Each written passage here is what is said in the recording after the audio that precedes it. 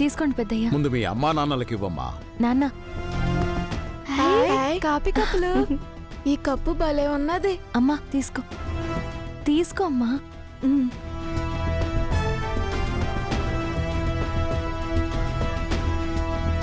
ఆగండి ఆగండి.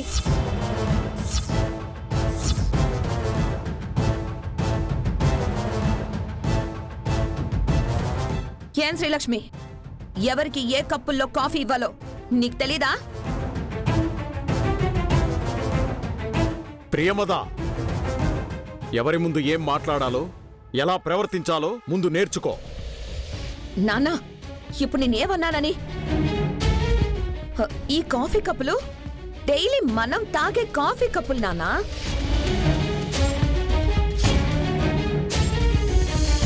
మనం వాడే కాఫీ కప్పుల్లో వాళ్ళ కాఫీ ఇస్తే ఎలా నాన్నా? ఇందిరా, నీ కూతుర్ని నోరు మూసుకొని ఉండమని చెప్పు. ఇలా నా ఇంటికొచ్చిన బంధువుల్ని ఇబ్బంది పెడితే నేను ఊరుకోను.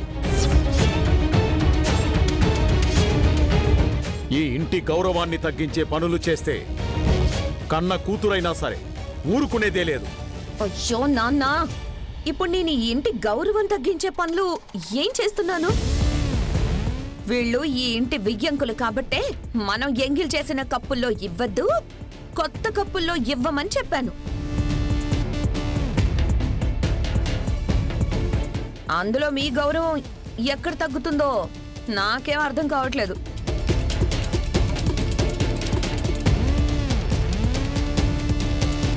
ప్రియమత, నువ్వు నోరు మూసుకో.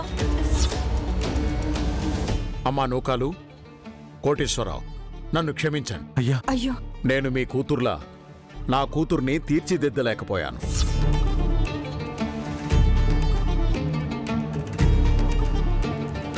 అయ్యో, అంత పెద్ద మాట ఎందుకు అయ్యగారు?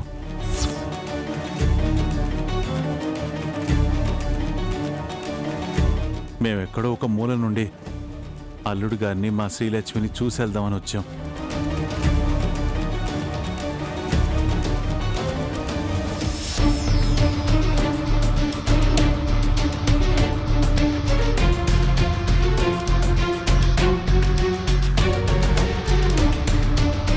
అక్క, నువ్వే నా ఇన్స్పిరేషన్.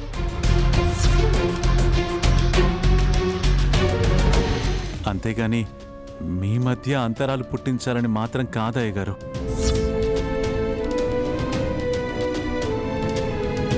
అయ్యగారు, అల్లుడు గారు వస్తే పలకరించి మేము బయలుదేరిపోతాం. మా బంధుమిత్రులందరికీ పరిచయం చేయాలనుకుంది ఈ ఇంటి కోడల్ని మాత్రమే కాదు, ఈ ఇంటి వియ్యంకుల్ని కూడా.